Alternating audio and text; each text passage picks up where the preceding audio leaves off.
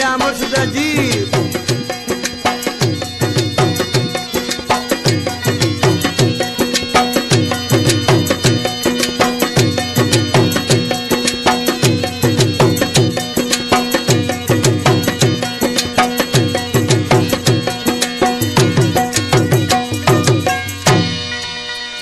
हाणे असांजे भागते तू सड़ंदो वत चमचा,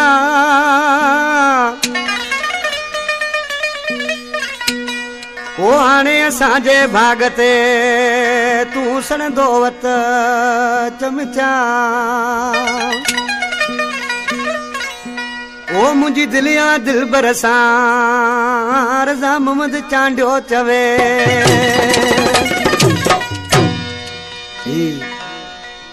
अदा रज़ा मोहम्मद चांडियो मुझो प्यारो भाई, पान भी फनकार आहे, मुझे उस्ताद जो शागिर्द आहे। आज किसी छा पियो चए गुलज़ार चांडिया, उस्ताद परवेज़ नेचर भी साम्हूं वेठो आहे, गाड़ी जो ड्राइवर। ओ असीं वियासीं नालो करे पंहिंजो जमालो करे, हाणे तूं घर वञी वे विंदे न त प्यालो करे। हाणे तूं घर वञी वे विंदे न त प्यालो करे। असीं वियासीं नालो करे पंहिंजो जमालो करे, हाणे तूं घर वञी वे विंदे न त प्यालो करे। हाणे तूं घर वञी वे विंदे न त प्यालो करे। असीं वियासीं नालो करे पंहिंजो जमालो करे, असीं वियासीं नालो करे पंहिंजो जमालो करे। हाणे तूं घर वञी वे विंदे न त प्यालो करे। हाणे तूं घर वञी वे विंदे न त प्यालो करे।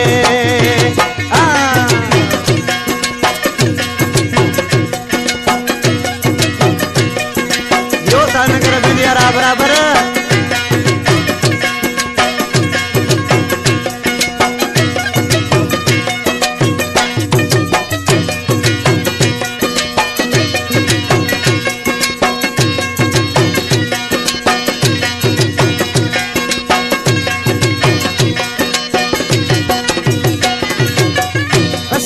धक थी वॾा आयूं लाहूत लॾा, असां सां ज़िद न कर वेड़जी वींदे कॾा।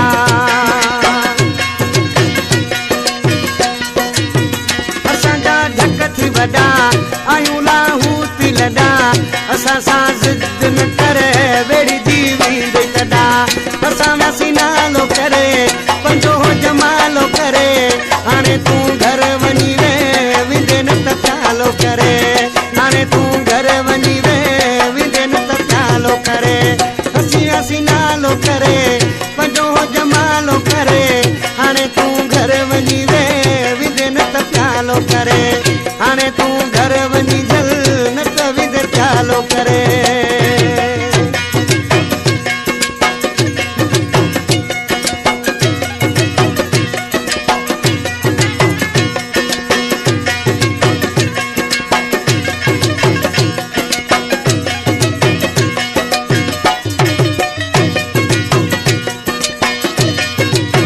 गाड़ी शाह मुर्शिद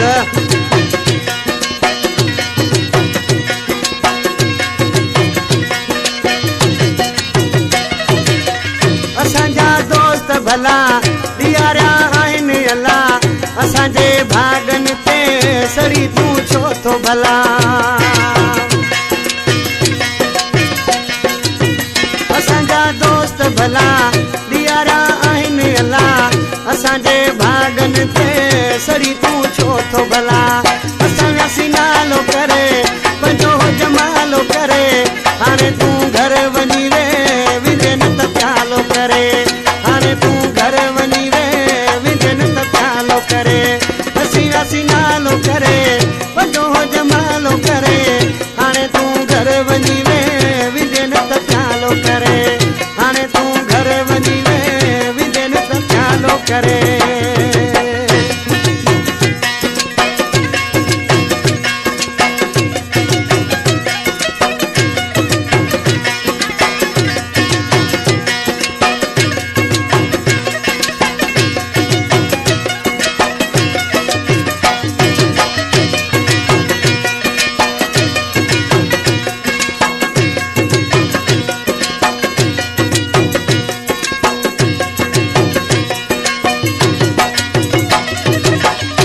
हाजी खान पटेल उस्ताद सुमर चांद भी साम्हूं वेठा आहिनि जमशाद अली मरी मुंहिंजो प्यारो गरीब भाउ पुराणो शाइर ॾिसी नाज़र मिसरा में छा थो थिए जिथे आ जमशाद अली उते है दर्शा वली मरिया मथे फिरियल पुछिया दुनिया भली